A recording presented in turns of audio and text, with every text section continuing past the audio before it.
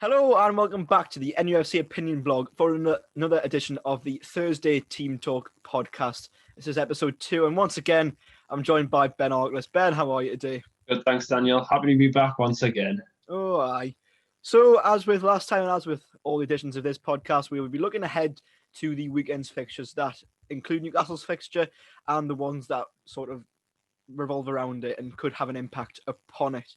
So, as we did last time, we will be starting with Newcastle's fixture against Aston Villa, which is on Friday at 8 o'clock at St James's Park. In the reverse fixture, Newcastle were unfortunately put back to a 2-0 loss at Villa Park. It wasn't brilliant. Ben, obviously that fixture wasn't brilliant, so looking ahead to this one, what are your thoughts? Well, of course, it's one of the big games, isn't it? Coming into, as we sort of discussed on a number of occasions, coming into quite a favourable run of fixture. So one would look to take something from, albeit Aston Villa being in a much better position than us. Of course, I would say that the main thing is in this game is whether Grealish is going to be fit or not. There's been a lot of talk about whether he's going to be back for the game at the weekend or not. And I think if he is back, it might be. I can't see us winning, to be honest, if he is back, because he makes such a difference to Villa. But you know, had a 0-0 draw at Wolves last time out and a defeat to Sheffield as well in the past few games. So, you know, they're not on the best of form. It shows, I think, might be the one. I think it shows just how invaluable Jack Grealish is to them, if anything, because to be honest, like last season, Villa weren't brilliant at all and only stayed up because of a dodgy goal line technology decision. That's the only reason they stayed up, to be honest. Yeah. And it just shows that without him, they're probably still not a brilliant team, but have had a brilliant season because he's started to flourish and has become one of the Premier League's best playmakers, best creative midfielders. Obviously, we say all this though, we're not much better at the minute. We're absolutely awful. Just showed like when we played West Brom on Sunday, just how god awful we are at the moment. Steve Bruce decides that in a must-win game, the best strategy is to not play with a recognised striker. Yeah, I can't lie. I was very disappointed with that. As I mean, I'm sure most Newcastle fans were. It was one of them things when, I know we spoke about it in the game. He brought Andy Carroll on for the last 30 seconds, and we've been calling for him to come on for at least the last half an hour, change the game, give us something else. And we've been playing long balls, towards Joe Linton, towards Fraser in the first and second half, and he would have been perfect to get on the end of them, flick on a header or something like that, but he just didn't. I just can't understand it, to be honest. No, I couldn't either. It was the most nonsensical substitution. If anything, it was as if Steve Bruce was trying to literally run down the clock. Exactly. Play for the 0-0, because obviously after the game he had said, he was happy with a point, if you like, but I can't say was, in the good run of fixtures we've got, we need to take more than just a point from these games, and obviously Villa is going to be a bigger challenge than West Brom, so Steve Bruce has to have his tactics on point, substitutions on point, in the big run of games. Steve Bruce, tactics in the same sentence. Yeah, it doesn't sound too good, does it, to be honest? But it's such a crunch time now in it, so we've got to do what we can with what we have. What gets to me is that he just seems to be in denial, does Steve Bruce, about the situation that we're in. He goes into that game before the West Brom game and says it's not a must win. Now, to me, it's a 6-pointer that. Oh, yeah, definitely. And then you think, well, as we say, it's a bit more of a tricky game against Villa, and it puts even more pressure on the game. And the more pressure you've got on you, the less likely you are to play, pass it through the lines. The more likely you are to just hoof it long and hope for the best, I think. Exactly. Now we can all say, yes, we've been hampered by injuries, and that is very true. It doesn't help not having now probably 3 best players not playing for us. But at the same time, the performance against West Brom was awful. And so looking into Villa, if it's anything like that, I can see a loss coming. And if that's the case and Steve Bruce isn't gone after that, then you may as well pack your bags and head to the Championship, as far as I'm concerned. Exactly. This is the worry, with, as I mentioned recently in the NUFC Nostalgia, that was up yesterday. I was looking at Steve McLaren, and when he left, we left that a bit too late. and you feel the same way as going with Steve Bruce. If we don't change things, well, it might be too late already to change things. But if he is going to stick with Steve Bruce, you've just got to hope for the best and hope you can get something from these sort of games like Villa. I would like to see, someone like Andy Carroll maybe play, see what he can do, because we didn't have, or Dwight Gale for that matter, because we didn't have, enough against West Brom to say we had nothing at all. It was strikers or the attackers we had should continue in the side. It's such a poor situation, especially after last weekend. What I didn't understand is that in his post-match comments, Steve Bruce was saying that to start Andy and Dwight, we would have had to change the system. Now, isn't that something that you work on the training ground? Surely. You have all week to do something like that.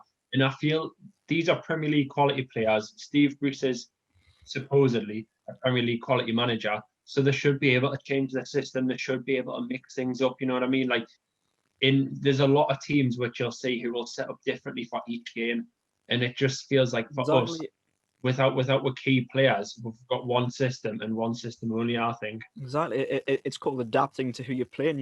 Exactly. Fair enough if you're playing a bit more defensively against a bigger side, then you can sort of sit in a little bit and then maybe try and hit on the counter. But against West Brom, who have the worst home record goals conceded in the Premier League this season, it's laughable. It's not just the big teams who went there and won big. It's teams like Leeds have gone there and won. Crystal Palace went there and won big. Exactly. And for him to not go without a striker, it's nonsensical. And I just the man is delusional. And just going into this game against Villa, if Jack Grealish plays, I really do worry. The thing is as well, Jack Grealish, obviously he's on the left-hand side. He normally plays a left sort of winger and on the outside. And right back at the minute, we've had so many issues. I think Kraft, especially against Priori, he was done far too easy. There was a couple of times against West Brom where he committed and he just got turned far too easy. And some of his passing going forward, I thought was absolutely shocking. And I'm not sure if Mankio's, if I'm not mistaken, I think Mankio might be in training. I think he's certainly not far away, I don't think. Yeah, but obviously if Kraft's the man we're playing and he's up against Grealish, then I'll be honest, I'm quite fearful about that. If you feel like we might have to double up on him and double up on Grealish, that's the thing. We always say that, let's double up on Traore in that Wolves game, but we didn't. Shoot, no. It's clear for anyone to see that he's having an absolute field day against Emil Kraft. So double up on him. Exactly. That didn't happen.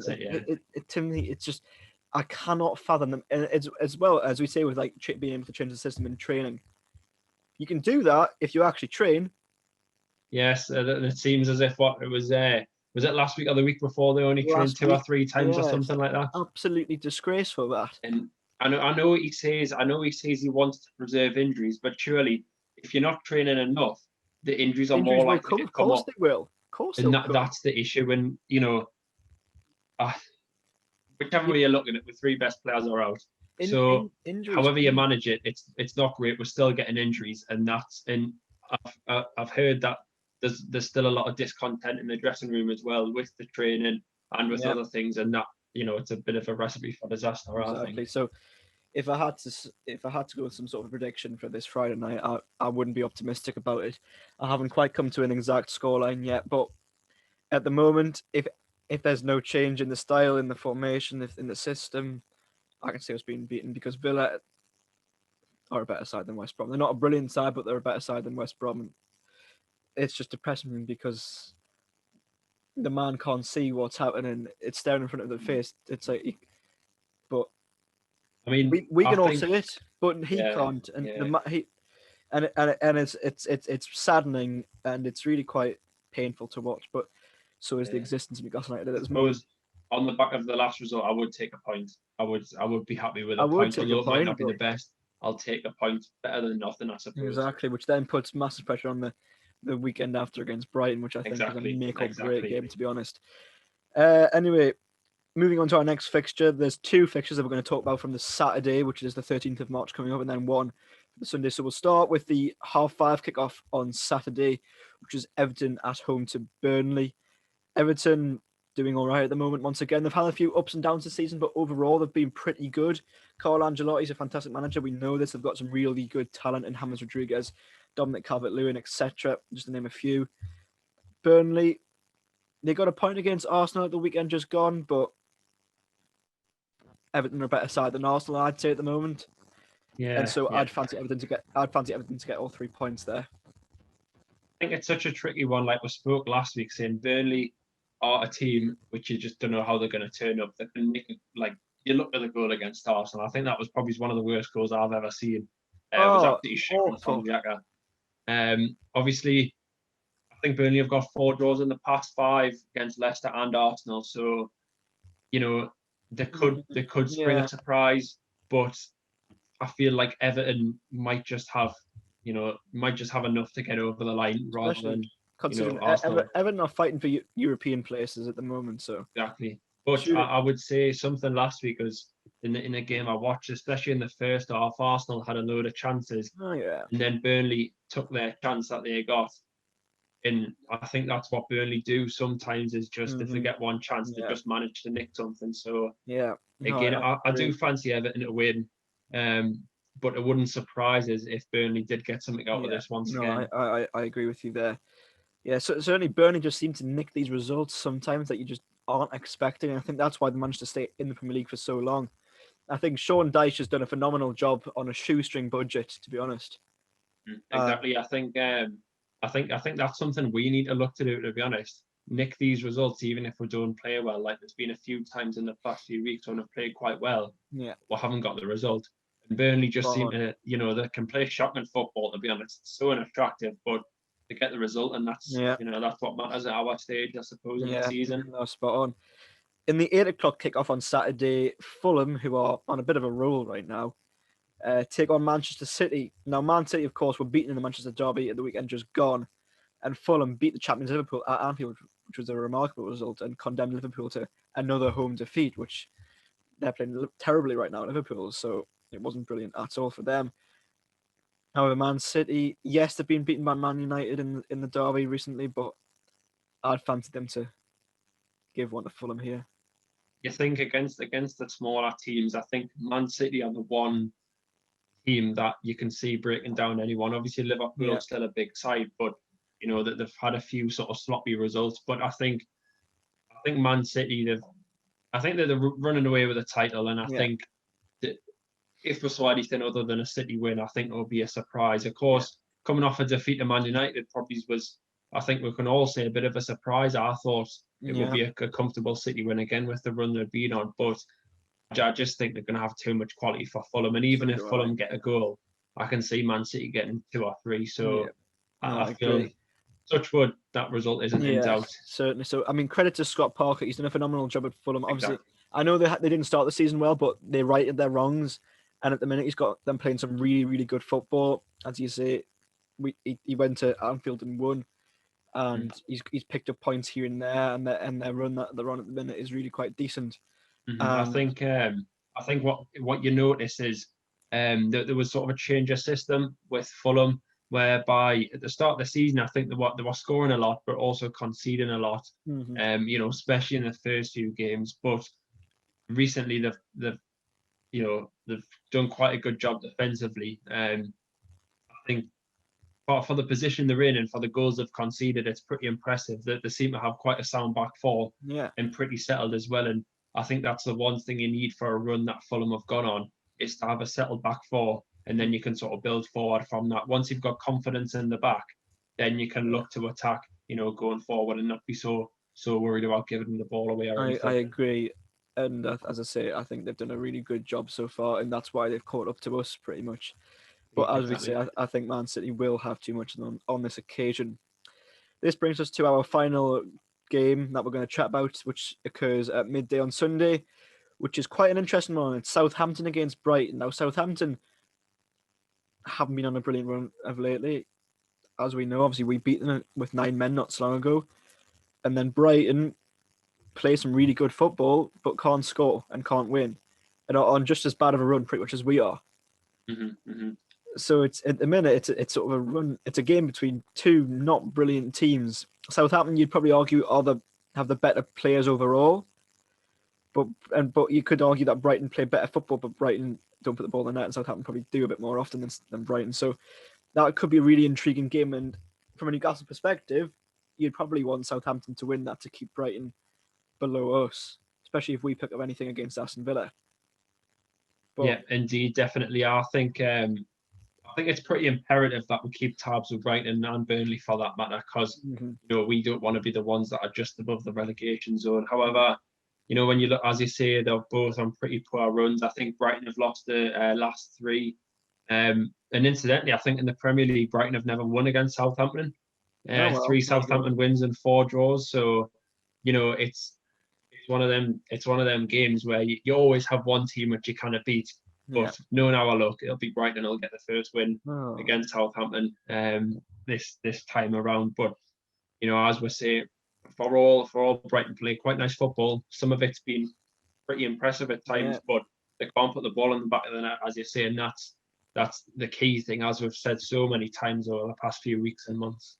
Yeah, that's the thing. But the only issue is that we don't seem to put the ball in the back of the net that much at the moment either, which is really quite concerning. So I'm counting on a Southampton win then. If we pick up anything against Villa on Friday, and then Southampton manage to get a result against Brighton, keeps us ahead of Brighton, could put us 2, even 4 points ahead of Brighton by the end of the weekend, which could be really good. It depends, of course.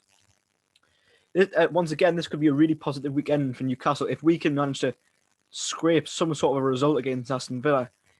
A point you take against the Villa side, if it was to be the 3, fantastic. Especially then if Everton go and beat Burnley, Fulham get beaten by Manchester City, and then Southampton get 3 points against Brighton, that could see us not safe, but certainly in a much more comfortable position. Exactly. I think over the next week, I know we'll come to the Brighton game next time around. But of course, you'd like for us to beat Villa. Maybe get a little bit of confidence in the team, or at least, as I say, I'll take a draw, but a win would do good for the confidence, and especially with such a big game next weekend, arguably one of the most important this season, perhaps. But indeed, it would be nice to go into that still ahead of Brighton. The pressure would be on them in that instance. If we can pick up anything better than Brighton, if they get beat, we pick up a point, or if they pick up a point, we win. Yeah, it would be fantastic just to keep that little step ahead of them. I'm just looking at the league table here. Burnley sit on 30 points in 15th place with only 1 better goal difference than us. So if they get beaten by Everton and we get a win against Villa, our goal difference will either become level with theirs or go ahead or become better, which means we'd overtake Burnley on goal difference. We'd go 11 points and overtake on goal difference. Brighton don't get a result. They stay on 26. We go on to 30, so that's 4 points clear of them. And then also 4 points clear of Fulham if they don't get a result either, and then, as I say, level points with Burnley, and only 3 behind Southampton as well. So, that is, however, though, the one thing that does concern me is you look at sort of the kind of the 4 teams in Fulham, Brighton, us, and Burnley. We do have the worst goal difference, although just by 1 over Burnley. But it's especially between us, Brighton, and Fulham. That's a bit of a concern. So you would like to see. We'll have to realistically we'll have to get the points rather than the big results. Just anything, because I can't see us catching up to Brighton goal difference wise if we're 9 behind them in the goal difference. So it's not the best, but just got to get points on the board, I suppose. As I say, the table could look a lot rosier, and I know we said this last week as well, and probably will continue to say it if we don't start getting results. But I suppose the longer and longer this goes on, the harder it's going to be, and the less in our hands it's going to be. So it's imperative that we get the results now and just make it comfortable, to be honest, because if the longer it goes on, the more pressure it adds, and mistakes happen, and it gets harder. Teams either pull away, and we can recognize all this, and yet the man in charge of us can't, and says the game against West Brom is not a must win. But does he not understand that if we win that, then suddenly we're on the route to safety? It's a frustrating one, isn't it? Because we've said so many times, Steve Bruce, he's just, some of the things he said and some of the things he's done are pretty questionable, and I think that just adds to a long list of things.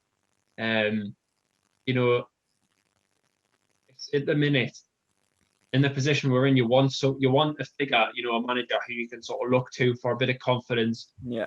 Put the confidence in the side, and the fans for that matter. But I just don't think he's doing that at the minute, especially with the fans. I can't really name a fan who I know of who would say Steve Bruce is doing a good job, and he can guide us to safety. I think the general consensus is most people want him out, and I can't really argue against that, to be honest. No, I completely agree. I mean, if there is anyone out there, in comments or whatever, who somehow thinks that Steve Bruce deserves to still be here and is doing a good job, please let us know in the comments, because I'd love to hear, and I'd love to hear why you think that as well. Indeed, we'll bring you on the show so we can have a good debate. But maybe we'll get you on a fan feature at some point. I mean, I think that's the thing. It's such a shame. Like, we shouldn't be in this position. We've had ample opportunities this season to kind of correct things, put things right. Haven't taken them, and could that be fatal? I don't know. Don't want to think about it, but at the same time, you've got to take each game just as it is, as it comes, game by game. Look to pick up a point here and there, 3 points here and there. Yeah, no, you're very true. And hopefully we can accumulate enough to keep us safe. Yes, let's hope by the time we do this podcast next week that we're in a bit of a better position. I'd like to think so. If not, well, I won't be surprised. But if we are, then it'll be a pleasant surprise. Exactly. And thank you. So that sums it up. That brings us to the end of the Thursday Team Talk podcast once again. Thank you, Ben, for joining me once again. Thanks again, Daniel. No problem whatsoever. And yeah, that brings us to the end. So thank you all very much for watching and for listening. And that just leaves me to say thank you all very much for watching once again. And how are the lads?